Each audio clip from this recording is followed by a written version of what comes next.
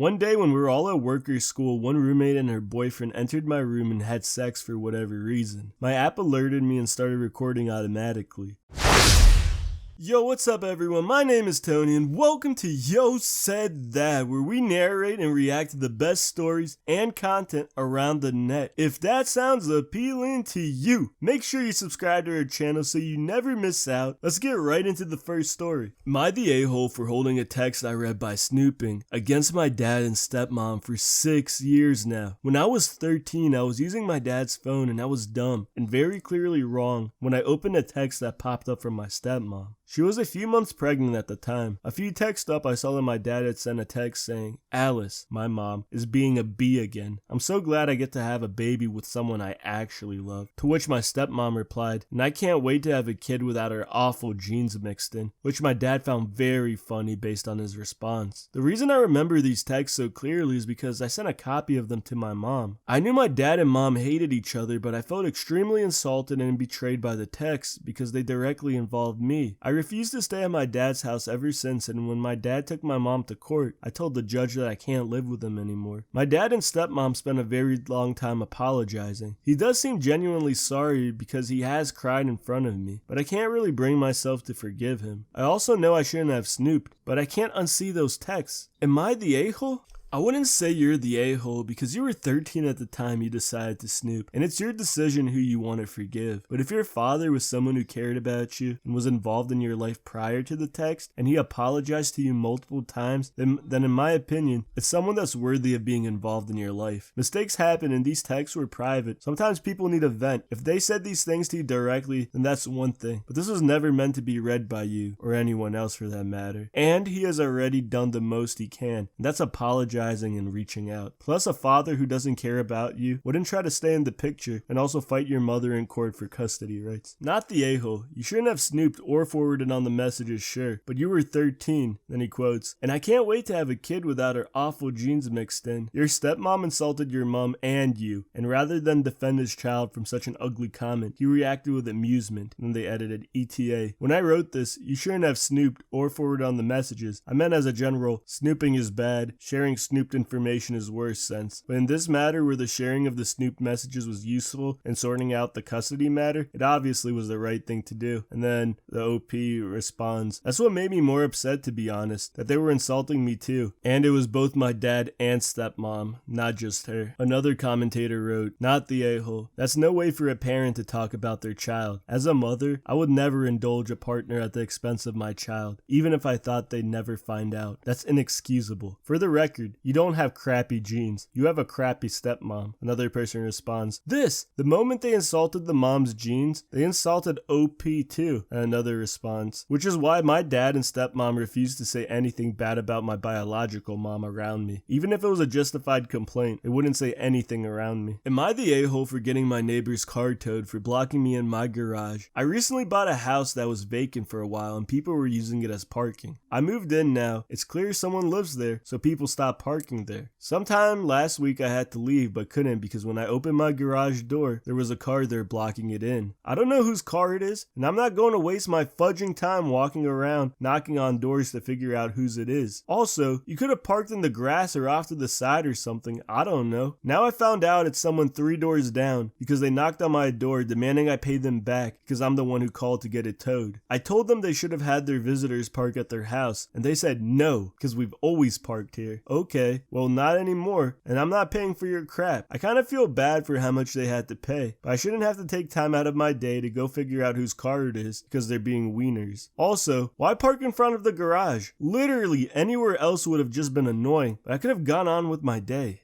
Yo said that. I'm gonna go with not the a-hole for this one because you've been living there for a week now and the neighbors can tell the house is no longer vacant. Secondly, if the house is vacant, it's still someone else's property, so the chance to get towed always existed. And third, you're absolutely right. Why do you have to go tracking down whose car it is when they're the ones in the wrong? I'd understand if it was a neighbor you knew and it was a one-time thing so you could tell him to move it, but some random person you don't know? Nah, bro, you're in the right. One commentator wrote, "Not the a-hole. When I was in high school, I used to park in the driveway of an empty house across where my high school was. One day I came out to find my car missing. It was towed. I guess someone bought the house and didn't appreciate someone parking in their driveway. And rightfully so. I sucked it up, saved my paychecks to pay my parents back for the tow fees, and apologized to the new house owners. The entitlement of some people is beyond me. Not the a-hole. I would be livid if I was blocked in, and you in no way should feel bad about the charges. They are in the wrong, period. You should get a sign that warns of towing if parking illegally. Not sure what country you're in, but Etsy has them available." Another guy responds, "I don't think anyone needs a sign in their driveway to say don't park here or you'll be towed. These signs make sense when it's unclear, it's an assigned space or something. But in general, you don't rock up to someone's house and park in their driveway unless you're visiting them." Am I the a-hole for showing my roommate a security camera footage of her having sex in my room? I live with 3 roommates, and since I've had bad experiences with roommates before, I installed a security camera to get an alert if someone enters my room. One day when we were all at workers' school, one roommate and her boyfriend entered my room and had sex for whatever reason. My app alerted me and started recording automatically. When I got home, I confronted her about it and she owned up to it, said they did it in a different room to spice things up, and said that's not that big of a deal. She was, however, pretty angry at the fact that I had a security camera in my room and video of her having sex, which I deleted obviously. She said that recording her having sex is a bigger invasion of privacy than her having sex in my room. Am I the a-hole in that situation? Nah, definitely not the a-hole. She entered your room and had sex on your bed. You're allowed to have a security camera in your room. You didn't put a camera out to film her having sex. She essentially trespassed into a place she shouldn't have been in and then did nasty things on your personal bed. And somehow she sees herself as the victim in the situation. One commentator writes, "Not the a-hole. It is a big deal to enter someone's room and have sex without them knowing. She can spice it elsewhere." Another person responds, "What? Like the kitchen table?" Another person responds, "Ew, they probably did do that. Time to break out the UV light and look for stains around every common area surface." Another guy responds, "It may look like a Jackson Pollock painting." Not the a-hole. She's angry she got caught and using the reasons why she got caught to try to make you the bad guy. She's angry, not as you are, for her going in your room to have sex. Also, you don't have to delete crap. It's evidence of her being in your space and could be handy if you feel it's necessary to end the living arrangement with penalty to her. Am I the a-hole for not punishing a reporting student? I'm a teacher. A parent sent me screenshots of her daughter's text messages. A student of mine, who is a boy, 13 male, had texted a girl, who is also my student, 13 female. This was the conversation. Boy: "Hey, it's boy's name. I really like you." Girl: What do you mean?" Boy: "I have a crush on you. Do you want to maybe date? Question mark. Girl: "No, I don't like you. Sorry." Boy: "Oh, okay." This is the extent of the pursuit of her. The mother said they were way too young to date and said that this was harassment. She wanted me to punish or report the boy and remove him from the class. I told her those demands are ridiculous. It wasn't harassment because he accepted her saying no, and that is fairly common middle school stuff. She was pissed and said I need to do my job. Yo said that. Oh my god, I can't even believe this is a post. Definitely not the a-hole. Honestly, I don't even think it's your position to even do anything because this is an outside of school issue. Plus, like you said,